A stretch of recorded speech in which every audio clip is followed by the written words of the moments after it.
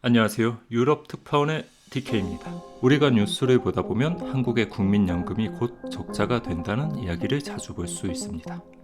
한국의 연금 재정이 2041년에 적자, 2055년에 모든 연금 재정이 소진된다는 다소 자극적인 뉴스들을 흔히 볼 수 있죠. 그러면 우리가 내고 있는 연금을 우리는 어디에서 받을 수 있게 되는 걸까요?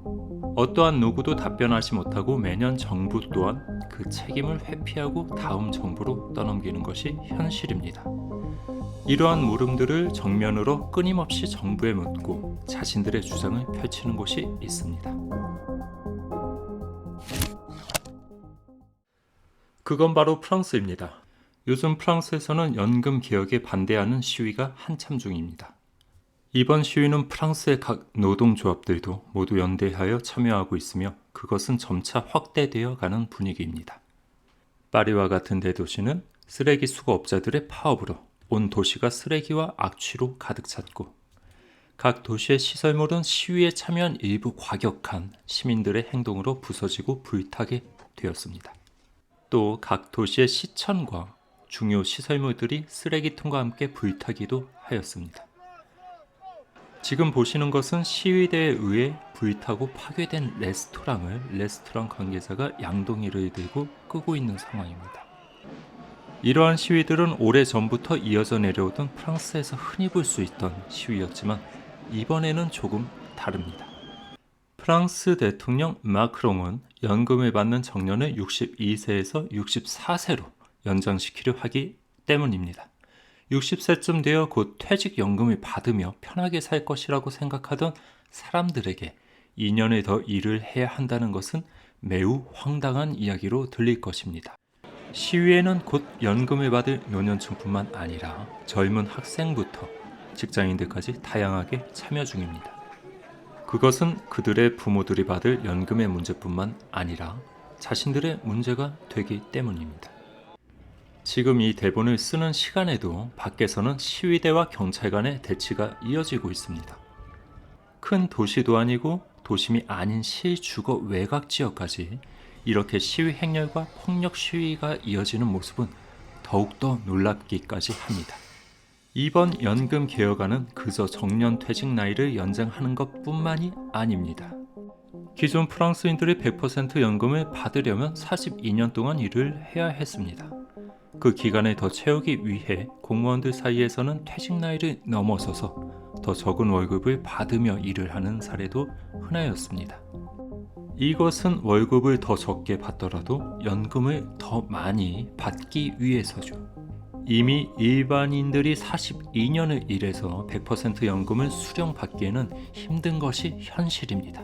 그러나 이 개혁안을 강력하게 추진하려는 마크롱 대통령은 100% 연금 수령을 위한 노동시간 또한 1년 더 추가시키려고 하고 있습니다. 그것을 보는 프랑스인들의 입장은 이렇습니다. 더 많이 일하고 더 적게 받는다. 물론 상황을 지켜보는 방면에 따라 주장하는 입장은 달라지겠지만 더 많이 일해야 하고 받는 것은 같거나 그 이하라는 것은 변하지 않습니다. 프랑스가 이렇게 연금 개혁안을 하려는 이유는 간단합니다. 마크롱 대통령이 직장 생활을 하던 2000년대 프랑스의 정년 퇴직자는 1000만 명을 넘어섰으며 2022년에 1700만 명, 2030년에는 2000만 명 이상으로 그 수가 끊임없이 늘어나고 있기 때문입니다.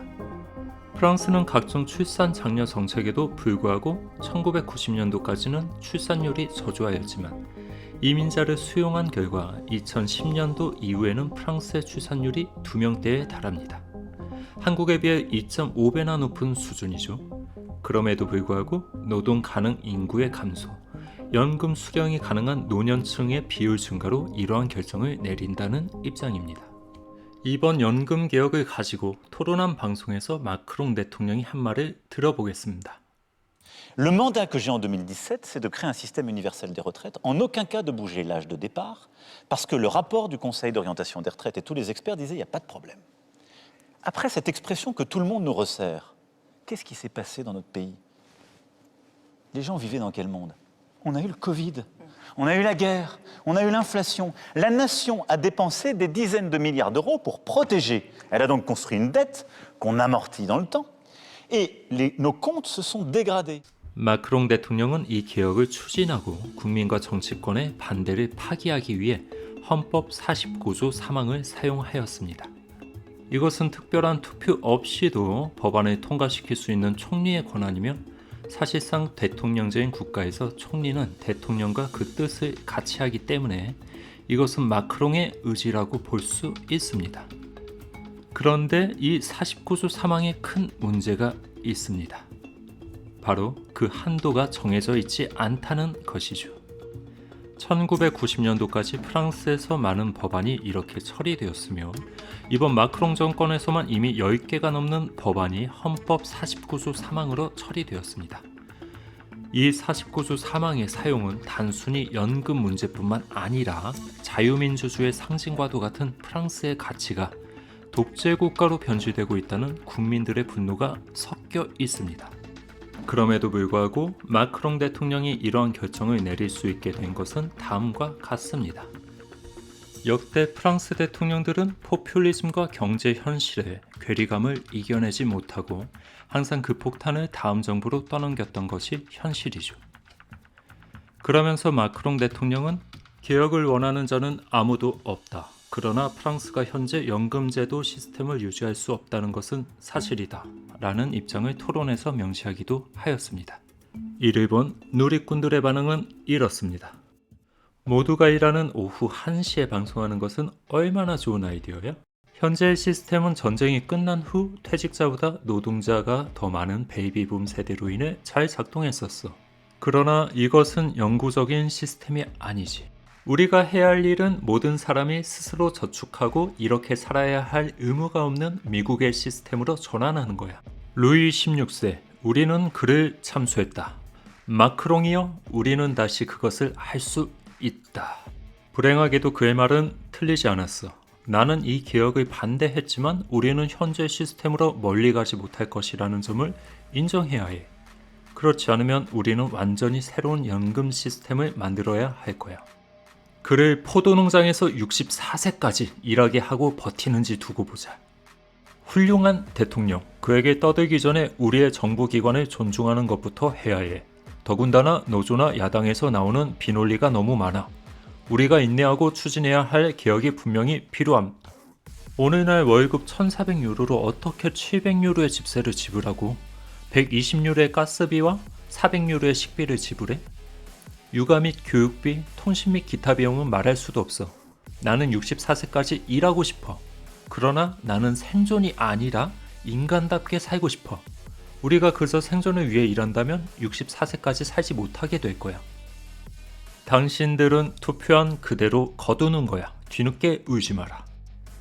최근에 중국을 방문한 마크롱 대통령의 기사에는 이런 코멘트도 달렸습니다. 시위할 때마다 그는 국민들이 무서워서 해외로 나간다. 그는 광저우 나이트클럽에서 춤을 출 거야. 중국에게 그를 감옥에 가둬달라고 부탁할 수 있나요? 이미 두 번째 연임을 하고 있는 마크롱 대통령은 또다시 대통령 연임을 할 수 없기 때문에 이러한 외침들이 들리지 않을 것입니다. 어떻게 보셨나요? 국가에서 노후를 보장한다는 것은 참으로 믿음이 가고 아름답게까지 보입니다. 그러나 긴 시간 복지 정책을 펼친 프랑스마저도 그 현실의 벽에 부딪혀 더 나아가지 못하는 모습을 우리는 보고 있습니다.